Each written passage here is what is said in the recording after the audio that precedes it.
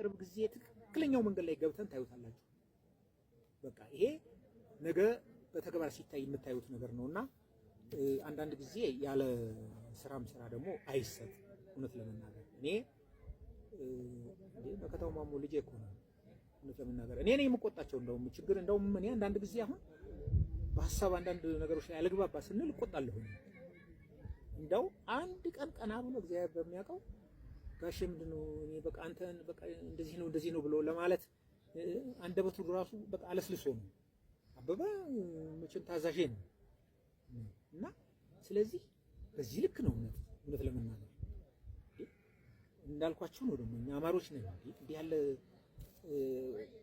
መጥፎ አካሄድም የምንሄድ ሰዎችም አይደለንም እንዴ ራሳችንን የምናውቅ ገና ለሀገር ያለንታ ሆነን ለሌሎች ለወገኖቻችን የምንቆም ለኢትዮጵያኖች የምንቆም ነን ብለን የምናስብ ሰዎች በዚህ ልክ እኛን ስም እንዳይጠፋ አደራ እላለሁ። አመሰግናለሁ።